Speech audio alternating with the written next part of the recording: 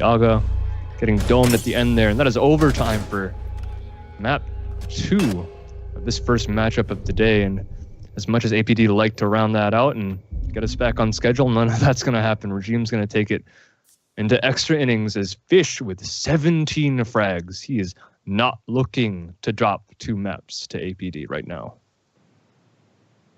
No, you got to think about the mentality as well. You got to think about how we're in a best of 2 format. So the mentality has to be that you still have to fight for the second map, even if you surrender the first one. There's nothing you can do about that. And it's kind of the same conversation that we had when the 5-5 came out. Then the new Pro League format came for halves, where if someone hits 5 and there's no overtime, then you know that there's no possibility for a win on your side if you're down.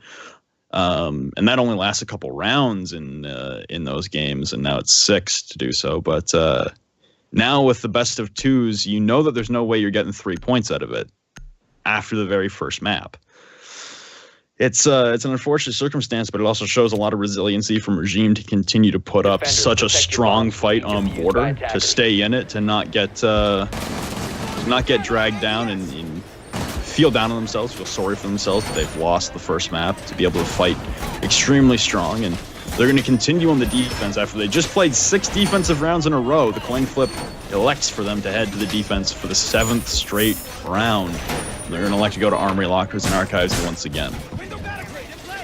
So you'd think that, EXO would kind of play a different role at this point, but I guess on the Blackbeard, he's got that leeway, right? He's got that extra half a second to react to any kind of shot, so it's going to give him a lot more time. But they're going to go with a fairly similar type of. It looks like they're going to go for a fairly similar type of playstyle. Taking Talon on the Twitch, yeah, that is some utility, but these operators are likely going to be looking to frag out Dot, the only one seemingly being on that support role at the moment, and not going to be surprising. He's usually that player on the side of APD to fulfill that type of role. But everyone else still continuing this unbridled aggression right now. That's been kind of 50-50 for them. Nothing's really been consistent. They've won half the rounds, lost half the rounds, which is clearly seen by the fact that we're literally in overtime right now. But you'd think that they try something to be a bit more consistent, but nope. The inconsistency continues as Yaga does get a wall bang, and he gets traded right back by Tyler. But that is a smoke off the board for the side Regime. That's a big operator. A Thatcher off the board for the side of APD. That's not that big of a deal, admittedly, since he's likely already used this utility. But Digger here with some of his own. They've saved some of those bandit charges smartly, and Yaga's death is going to be made a bit more impactful past just a couple pieces of barbed wire. Just a lot of aggressive peaks coming out from both sides right now that are just not faring well for either of them. It was a bad rotation that caught Sharsh out. Just a lot of pre-fires coming out from Yaga. Dot Dash is going to clean up Fish to give the APD a man advantage once again after they were at the disadvantage. They were down 4v3 to Regime, and now they have the 3v2 advantage. And again, an aggressive peek there from Tyler. So he tries to scale the bookshelves inside of Archives. He fell for it. Wrath evacuating even deeper into Armory now as he backs off and tries to hold his position as deep as possible, still maintaining a lot of pressure onto the opening. Still have the doorways of Archives to worry about, AC balcony to worry about. There's a lot of angles to bounce back and forth here for Wrath as he now checks his drones in behind his metal deployable shield. He's got one bearing down on him from top metal stairs, one AC and one inside a fountain. It's a bad spot to be in as he fights up with the bearing 9. Now trying to break through the window, the window will disintegrate in front of him as he punches it open, but doesn't elect to go for the vault. The smoke grenades obscuring the vision now as the plant being completed in behind the bomb. Spots the head and takes down Dot Dash, but Bolo there on the trade from top metal as he makes his way into the small office will give APD the match point and series point advantage once again. What is the round count now? 7-6. I haven't actually casted a game in overtime in this format yet. This is such a close game right now. It's unbelievable. 5 players in the server sitting above 10 frags. And as we can see, this game it's mostly about gunfights at the moment. I don't recall many rounds that the bomb has been planted. Obviously, there have been a couple, but as you see from the scoreboard, it's a lot of 1v1s being taken by a lot of these operators. And it's just everyone is so reluctant to let this map go and let this series go into 1-1. Obviously, APD do have a map up, so they have everything to fight for at this point, and it is match point for them right now. So the pressure is definitely on the backs of Regime.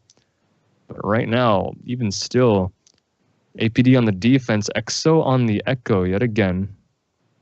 They're gonna have to pull out 2 or at least 1 round, and Regime are the ones that need to, if they want to take this map and at least secure 1 point for them on the standings on the leaderboard, or else this will be yet another 2-0, or excuse me, the first 2-0, my mistake, of our entire season so far. Need to locate and defuse as many bombs as they can. Both the games on Wednesday coming to a draw, 1-1 as far as map count goes. Oh, yeah. Do I have to sneeze? I can't tell if I have to sneeze. It's the worst feeling in the world. All right, we should be good. The APD looking to close things out now, head to their defensive side. I might have to sneeze. Armory Lockers and our guys' defense will be their stand to try and close things out once again. They were on the precipice for 2 consecutive rounds, up 6-4, then 6-5, to try and lock things out. But the resiliency of Regime pushed us to overtime. Now Regime dropped the first round in OT.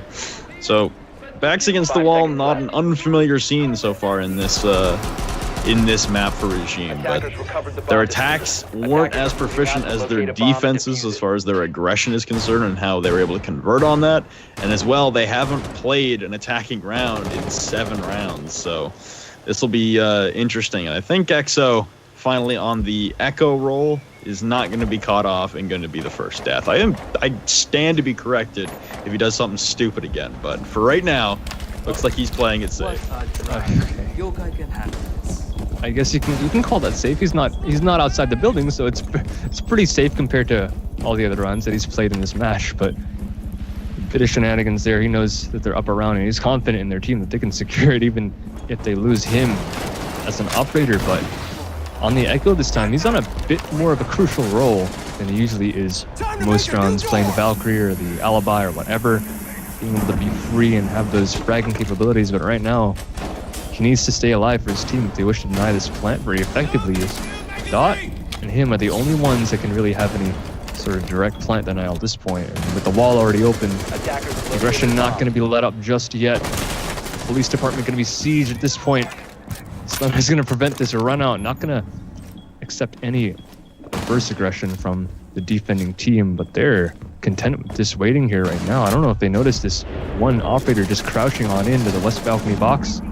So he's going to have that Echo drone directly above, going to call out and spot the buck. He's not going to know what's going to hit him, but Tyler's going to be the one to secure the first frag onto a flank into Talon.